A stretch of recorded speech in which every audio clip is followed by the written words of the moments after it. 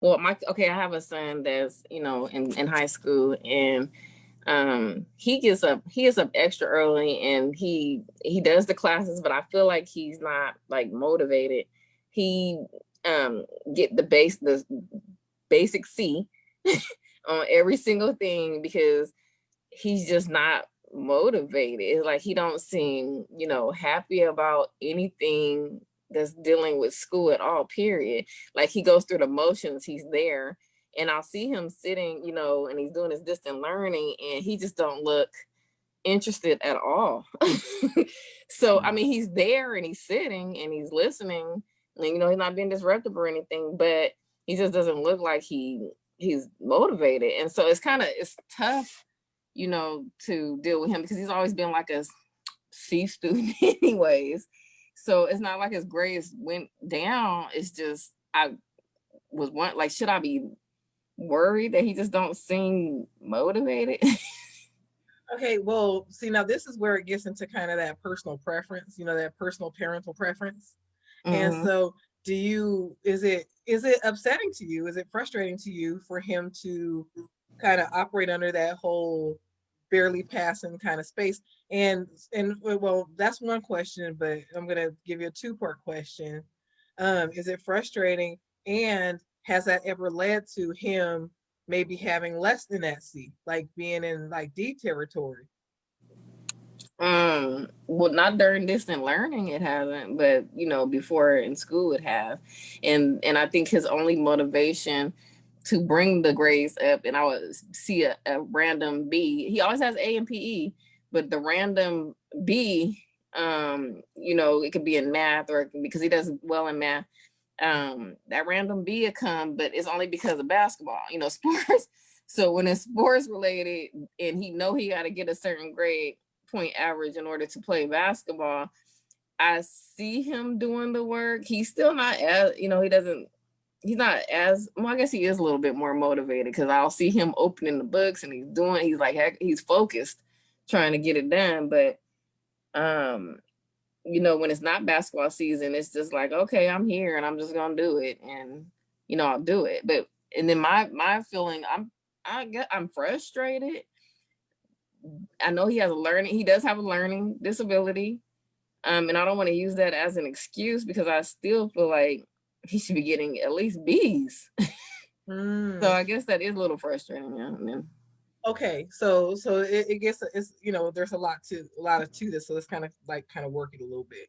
Okay, so one is, you mentioned that he has a learning disability, so that's a Mm-hmm. very important factor not to leave out, because sometimes kids with learning disabilities, they can appear disinterested and that can actually be like a subtle form of ego protection, where they kind of don't get things as easily as other people. So then it kind of shows up in a I don't really care. Okay. Uh-huh. So Huh. sometimes when people aren't good at stuff, but and so for the things that they're not good at, you may find that they more often say, well, I don't really care about that anyway. Right. Instead of getting into that whole, some kids will go the other way where they're like, well, why am I so stupid, or I'm stupid, or those kind of things. No, he's Those very one, their ego he has won't- been yeah, completely attacked. yeah, Huh? he would never he would never go that way. Like not Right. at all. He'd like not that way, but Right. And then you get the, at the other end of that spectrum, you get those who are the, like, I don't care kids. Now, I don't care that come from a variety of places too, because I don't care can come from too thinking that the whole process of school is stupid. So there's a lot to toss around and play around with. Like, oh, everybody has to pardon me here because I'm probably gonna irritate some parents. Okay. Some of the kids that appear not to care, if we really authentically thought about like the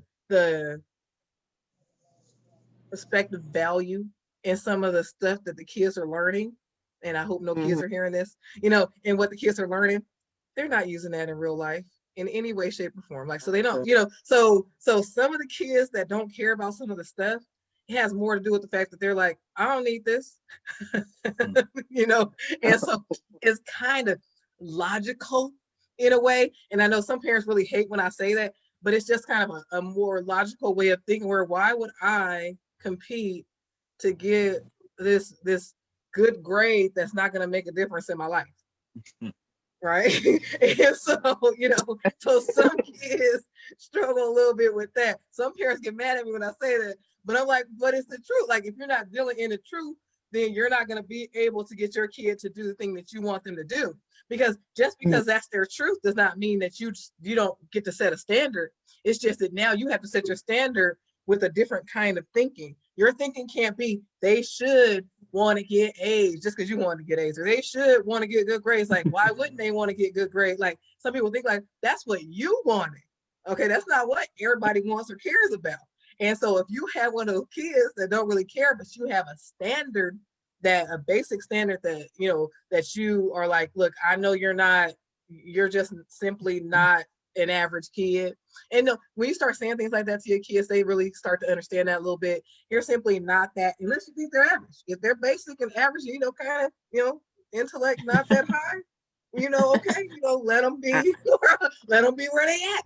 But if you know that they have higher potential than that, then the conversation can start to be, look, babe, I know you don't care about this stuff. Like, say, at the end of the day, I know that it's not, because you notice when it makes a difference to them, like, it's going to affect basketball, it affects, I'm guessing, it affects sports and stuff like that. Sports, yeah.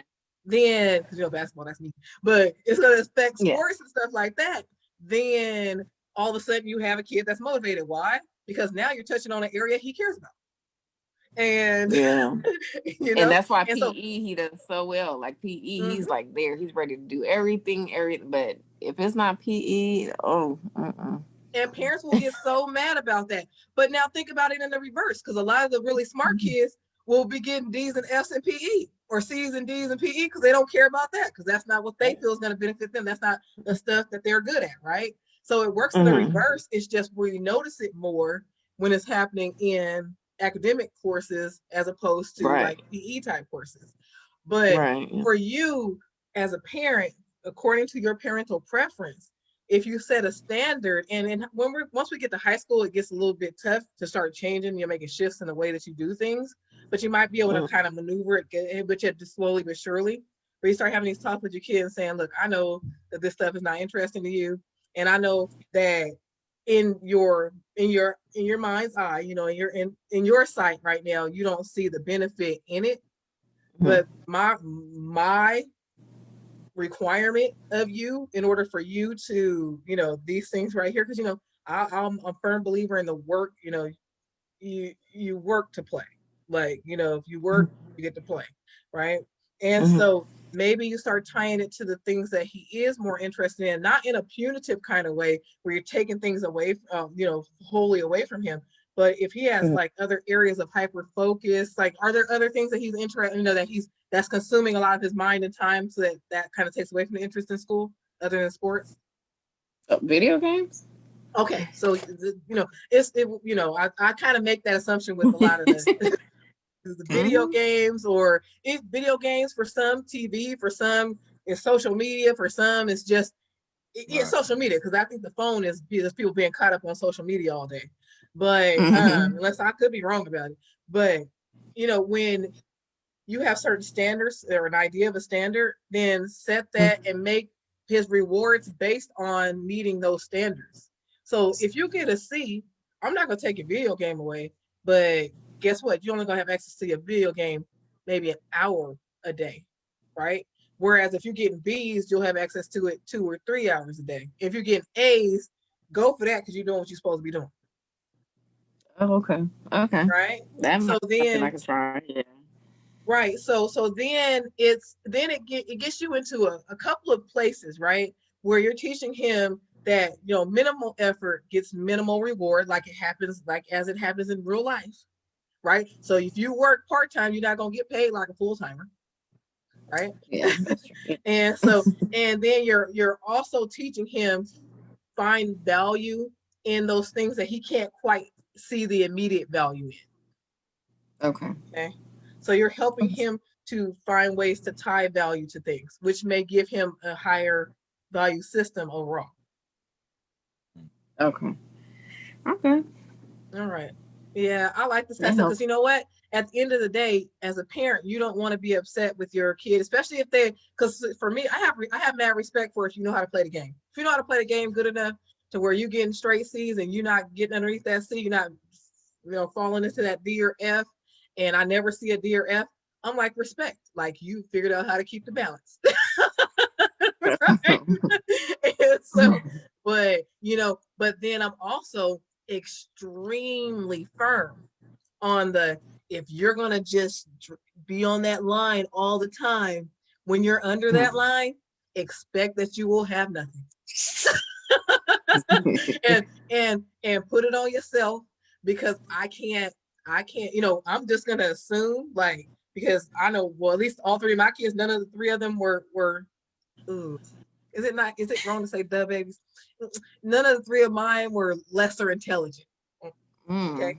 And so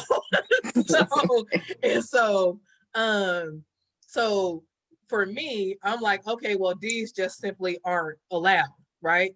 So for my one that I had, that super intelligent, highly intelligent, but he just didn't care, once he fell underneath that D, I'm like, ooh, you know what?